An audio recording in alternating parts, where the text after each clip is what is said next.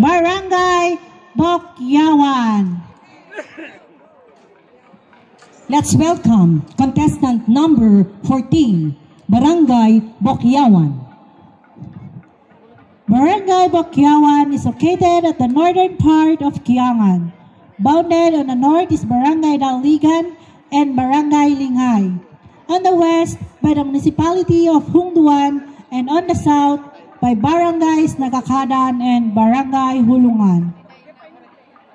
Its national tax allotment of 2,033,657 pesos, and with a population of more or less 444 and a land area of 2,206 hectares. Barangay Bokyawan is headed by their Punang Barangay, Honorable Edison Pinkihan Linubhot. Let's welcome Barangay Bokyawan in their cultural performance, Libang-Libang.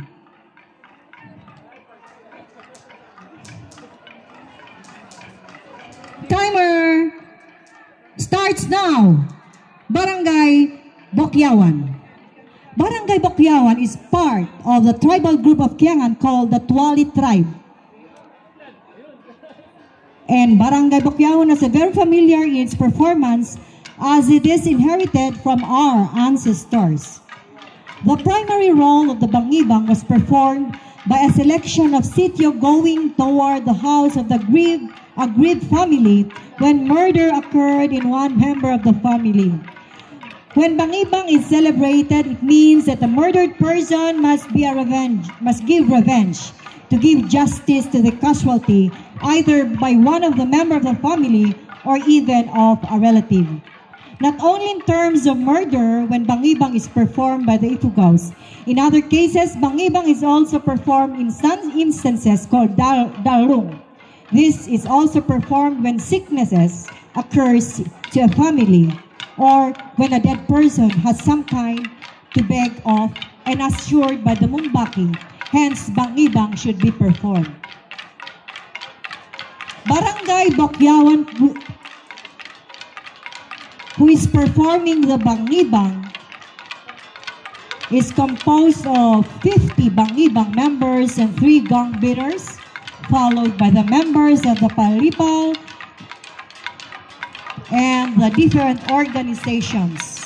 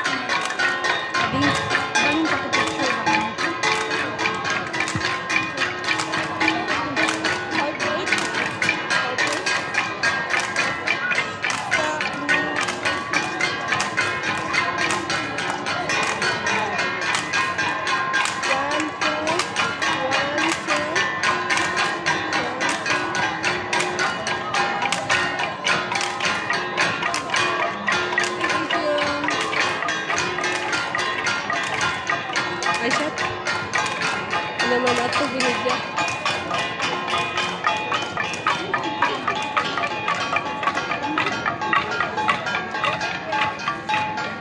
Minumak ko siya.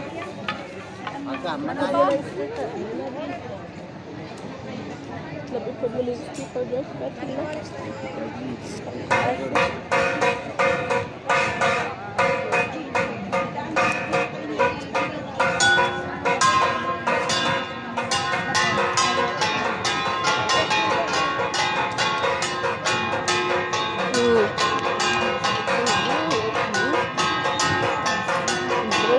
Kumadya ay may dito.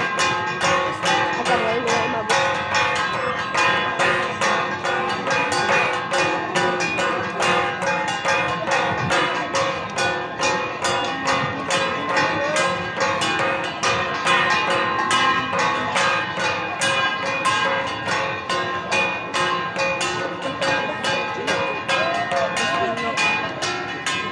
May dito.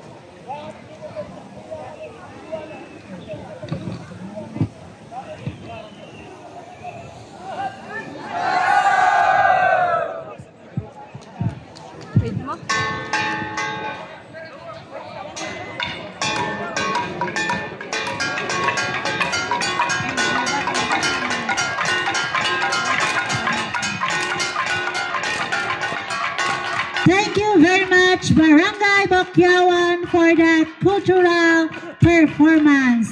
And that ends our cultural performing competition. That ends our cultural and civic parade contest.